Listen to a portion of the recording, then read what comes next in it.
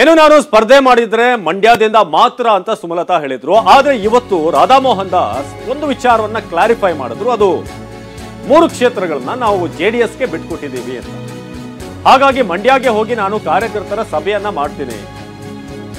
ಟಿವಿ9ಗೆ ಮಂಡ್ಯ ಸಂಸದೆ ಸುಮಲತಾ ಅಂಬರೀಶ್ ಮಾಹಿತಿಯನ್ನ ಕೊಟ್ಟಿದ್ದಾರೆ. ಯಾಕಂದ್ರೆ ಮಂಡ್ಯ ಟಿಕೆಟ್ ಅಂತೂ ಬಹುತೇಕ 99% ಅವರ ಒಂದು ಹೋಪ್ ಏನಿತ್ತು ಅದು ಹೋಗಿದೆ ಈಗ. ಆದ್ರೂ ಅನೌನ್ಸ್ ಆಗೋವರೆಗೂ ಕೂಡ ನಾನೇನು ಹೆಚ್ಚಾಗಿ ಹೇಳೋಕೆ ಹೋಗಲ್ಲ. ಸಭೆ ಮಾಡೋವರೆಗೂ ಕೂಡ ಯಾವುದೇ ಪ್ರತಿಕ್ರಿಯೆಯನ್ನು ಕೊಡೋದಿಲ್ಲ. ಟಿವಿ9ಗೆ ಮಂಡ್ಯ ಸಂಸದೆ ಸುಮಲತಾ ಅಂಬರೀಶ್ ಮಾಹಿತಿ ನೀಡಿದ್ದಾರೆ. ಮಂಡ್ಯ ಟಿಕೆಟ್ ಜೆಡಿಎಸ್ ಪಾಲಾಗಿರುವಂತಹ ಹಿನ್ನೆಲೆ ಈಗ ಸುಮಲತಾ ಅಂಬರೀಶ್ ಅವರಿಗೆ ಸಹಜವಾಗಿ ಶಾಕ್ ಆಗಿದೆ. ಫ್ರಮ್ ಡೇ ಒನ್ ಅವ್ರಿಗೆಲ್ಲ ಒಂದ್ ಕಡೆ ಈ ಬಿಜೆಪಿ ಜೆಡಿಎಸ್ ಮೈತ್ರಿ ಅಂತ ಹೇಳಿದಾಗಲೇ ಮಂಡ್ಯ ಟಿಕೆಟ್ ಈ ಬಾರಿ ಕೈ ತಪ್ಪಬಹುದು ಅನ್ನೋ ರೀತಿಯಾದಂಥ ಒಂದಷ್ಟು ಡೌಟ್ಗಳಿತ್ತು. ಆದರೂ ಕೂಡ JP ನಡ್ಡಾ ಅವ್ರನ್ನ ಭೇಟಿಯಾದರು, ಒಂದಷ್ಟು ನಾಯಕರನ್ನ ಭೇಟಿಯಾಗಿ ಪ್ರಯತ್ನಗಳಂತೂ ಪಟ್ಟರು.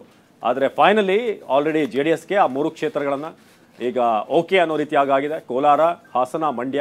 ಇತ್ತೀಚೆಗೆ ಕುಮಾರಸ್ವಾಮಿ ಕೂಡ ಹೇಳಿದರು, 2 ಕ್ಷೇತ್ರ ಕೊಡೋದಾದ್ರೆ ನಾನು ಯಾಕಿಷ್ಟು ಓಡಾಡಲಿ, ಯಾಕಿಷ್ಟು ಕಷ್ಟಪಡಬೇಕು ಅಂತ ಓಪನ್ ಆಗಿ ತಮ್ಮ ಅಸಮಾಧಾನವನ್ನು ತೋಡ್ಕೊಂಡಿದ್ರು. ಸೊ ಟಿವಿ9ಗೆ ಮಂಡ್ಯ ಸಂಸದೆ ಸುಮಲತಾ ಅಂಬರೀಶ್ ಮಾಹಿತಿ ಕೊಟ್ಟಿದ್ದಾರೆ. ನಾನು ಮಂಡ್ಯಕ್ಕೆ ಹೋಗ್ತೀನಿ, ಕಾರ್ಯಕರ್ತರ ಸಭೆ ಕರೆದು ನಂತರ ಮುಂದಿನ ನಿರ್ಧಾರ ಅಥವಾ ಮುಂದಿನ ನಡೆ ಏನು ಅಂತ ಹೇಳ್ತೀನಿ ಅಂತ.